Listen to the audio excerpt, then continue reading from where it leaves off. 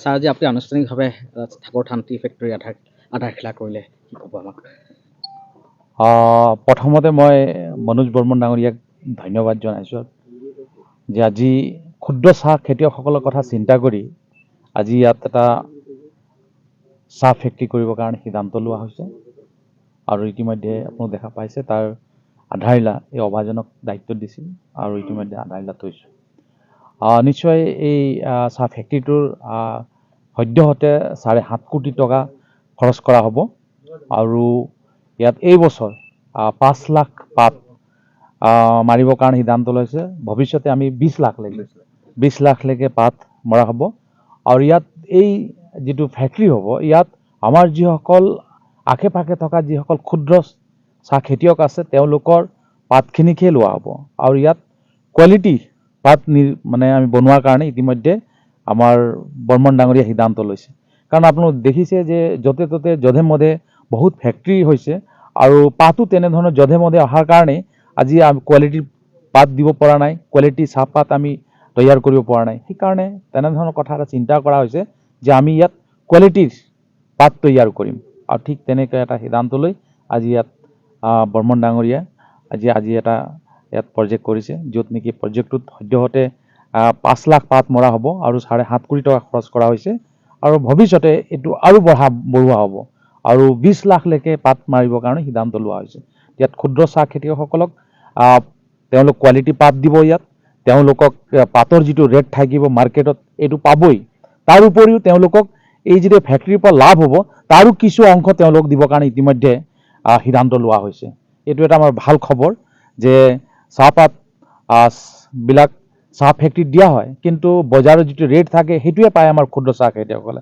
কিন্তু বৰ্মন ডাঙৰীয়া ইতিমধ্যে এনে এটা সিদ্ধান্ত লৈছে যে তেওঁলোক সেই ৰেটখিনি পোৱাৰ উপৰিও যেতিয়া প্ৰফিট হ'ব প্ৰফিটৰো কিছু অংশ তেওঁলোকক দিবৰ কাৰণে সিদ্ধান্ত লোৱা হৈছে। এইটো এটা ভাল খবৰ। আপুনি গম পাইছে আপে প্ৰাৰ্থী নিশ্চিত কৰিছে, যিটো ইণ্ডিয়ান লাইন্সত আছিলে তাৰপৰা কংগ্ৰেছৰ পৰা লোন যদি প্ৰয়োগ কৰিব তেনেধৰণৰ কথা ওলাইছে, কেনেধৰণৰ বিৰুদ্ধে যিটো বিজেপি যদিও বৰ্তমানলৈকে প্ৰাৰ্থী কৰিছে এই সম্পৰ্কত আমাক কি ক'ব? আজি আমি খনিকৰ এই হেৰিত ঠাকুৰথান এৰিয়াত এটা ঠাকুৰথান চাহ কাৰখানা বুলি পেলাই এটা ফেক্টৰী আৰম্ভ কৰিব খুজিছোঁ স্মল গ্ৰ'ৱাৰসকলক লৈ। যিসকল আমাৰ ক্ষুদ্ৰ চাহ খেতিয়ক আছে তেখেতসকলে বিভিন্ন সময়ত যিটো উচিত মূল্য পাব লাগে সেইটো পোৱা নাই আৰু মই ভাবোঁ যে আমাৰ এই ফেক্টৰীটোত তেওঁলোক অংশীদাৰ হিচাপে থাকিব আৰু আমি তেওঁলোকৰ লগত প্ৰফিট শ্বেয়াৰিঙো কৰিম। ছাপ'জ এজনে যদি পাতৰ মূল্যটো পায় তাৰ উপৰিও যদি আমি প্ৰফিটৰ এটা অংশ তেওঁলোকক দিওঁ তেওঁলোক উপকৃত হ'ব। যিটো আমাৰ কেন্দ্ৰীয় চৰকাৰেও এটা আঁচনি লৈছে যে কৃষকৰ ইনকামটো বাঢ়িব লাগে, কিন্তু এতিয়া বাঢ়িবলৈ হ'লেতো কিবা উপায় ওলাব লাগিব আৰু এই বিষয়ে কেন্দ্ৰীয় চৰকাৰৰ দুখনমান আঁচনি আছে ফাৰ্মাৰৰ হেৰিৰ কাৰণে আৰু তেওঁলোকে ছাবচিডিও যথেষ্ট দিয়ে, কিন্তু আমি গমেই নাপাওঁ। মই কিবা সূত্ৰে গম পোৱাৰ পিছত মই ভাবিলোঁ এই ধৰণে কৰিলেতো আমাৰ কৃষকখিনিও উপকৃত হ'ব আৰু আমি নিজেও লাভৱান হ'ব পাৰিম। আমাৰ এই অঞ্চলটোত প্ৰচুৰ সম্ভাৱনা আছে যিখিনি এতিয়ালৈকে ভালদৰে মানে হোৱা নাই, তেওঁলোকে বেনিফিটটো পোৱা নাই। তো সেইটোকে আশা লৈ পেলাই আজি আৰম্ভ কৰিছোঁ। আমাৰ ক্ষুদ্ৰ বুলি নকওঁ, তেওঁলোক আচলতে পৰিসৰটো সৰু হৈ আছে, তেওঁলোকে বিশাল হেৰিত যাব পাৰে, এটা ভলিউমত যাব পাৰে। আমি সেইটো লৈ আগবাঢ়িছোঁ। এইটো কেতিয়া সম্পূৰ্ণ হৈ উঠিব? এইটো আমি 6 মাহ আগন্তুক 6 মাহৰ ভিতৰত সম্পূৰ্ণ কৰি পাম বুলি ভাবিছোঁ। এইটো পাতৰ ছিজনত মিডিল পাৰ্টত আমাৰ হয়তো হ'ব। আমাৰ অলপ লেট হ'ল আৰম্ভ কৰাটো, তো ফাইনেন্সিয়েল কথা কিছুমান থাকে, বেংকেও লোন চেংচন দেৰিকৈ কৰিলে সেইবোৰৰ কাৰণে দেৰি হ'ল, কিন্তু আমি এই বছৰৰ মিডিল পাৰ্টৰ পৰা আমি আগলৈ আৰু আগবাঢ়িম। চাহখেতিয়কসকলৰ প্ৰতি কি আহ্বান থাকিব আপোনাৰ? না, আমি তেওঁলোকক এটা বস্তুৱে আহ্বান কৰিম যে তেওঁলোকে কোৱালিটিটো মেইনটেইন কৰক, তেওঁলোকে ভালকৈ, কাৰণ চাহৰ বহুত বদনামো হৈছে বাহিৰত যে কীটনাশক ধৰণে দিয়া হয়। যাতে তেওঁলোকে কোৱালিটিটো মেইনটেইন কৰিলে আমি বজাৰত চাহপাতৰ মূল্যটো ভাল পাম। মূল্যটো ভাল পোৱাৰ লগে লগে তেওঁলোকৰ বেনিফিটো বাঢ়িব। আমি এনেই মোটামুটি 20-25% তেওঁলোকক আমাৰ প্ৰফিটৰ পৰা শ্বেয়াৰ দিম পাতৰ মূল্যৰ উপৰি। গতিকে তেওঁলোকে যদি ভাল কোৱালিটি পাত দিয়ে, ভাল বনাব, বজাৰত আমি ভাল বিক্ৰী কৰিম, ভাল দাম পাম।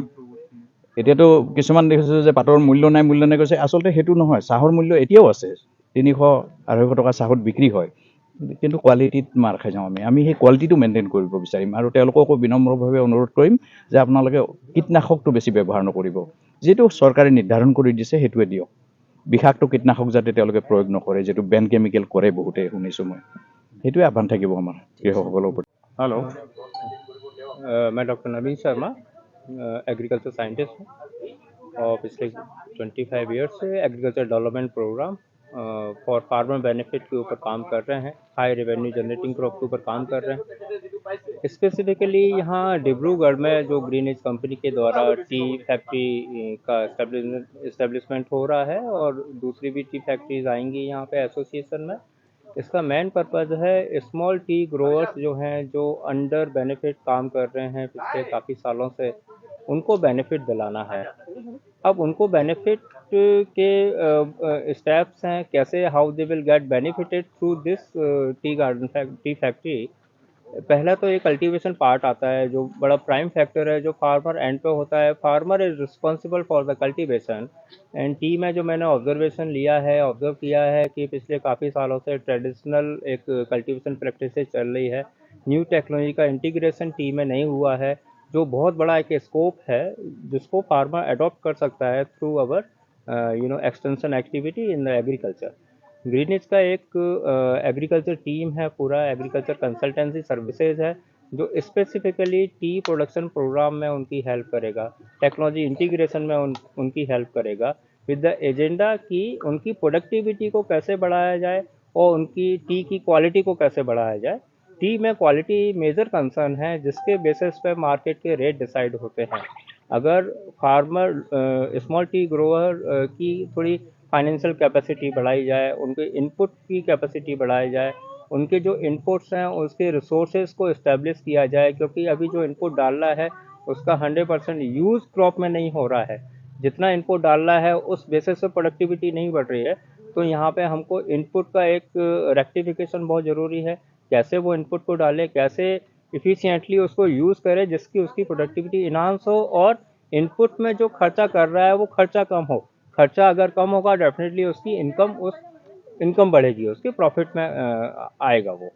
तो ये 2-3 इश्यूज़ हैं इसमें। और मेजर फैक्टर ये भी है फार्मर को फाइनेंशियल बेनिफिट देने का, कि गवर्नमेंट की जो स्कीम्स हैं, बहुत सारी गवर्नमेंट की स्कीम्स चल रही हैं जिसमें फार्मर को बेनिफिट हो सकता है। और बड़े ताज्जुब की बात है कि इस स्कीम्स की जानकारी बहुत सारे लोगों को नहीं है, किसानों को नहीं है। चूँकि हम जानते हैं, हमारी टीम उस पर काम कर रही है, जो किसानों के बीच में जाके उनका ट्रेनिंग प्रोग्राम ऑर्गेनाइज कराएगी, उनको स्कीम के बारे में बताएगी कि ये क्या स्कीम है, इस स्कीम में कंपनी के साथ जुड़ के वो कैसे बेनिफिट ले सकते हैं।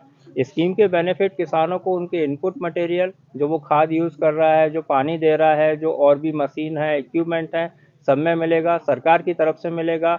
और ग्रीनिज कंपनी सरकार के साथ मिलके एक एग्रीमेंट तय करेगी उस स्कीम में, वो एग्रीमेंट के साथ किसानों को बेनिफिट पास ऑन किया जाएगा। लेकिन ये प्रोग्राम जो है वो ग्रीनिज company specifically for small tea growers के लिए है, जहां हम गवर्नमेंट की स्कीम्स का बेनिफिट जो हमारे एसोसिएटेड फार्मर हैं उनके साथ किया जाएगा। अभी स्मॉल टी ग्रोअर का जो स्कोप है बहुत बड़ा स्कोप है, हालांकि इनिशियल फेज़ में ग्रीनिज इतने सारे किसानों को कैप्चर नहीं कर पाएगी, लेकिन हम अभी जो प्लान बना रहे हैं 10 से 15 हज़ार किसानों का बना रहे हैं।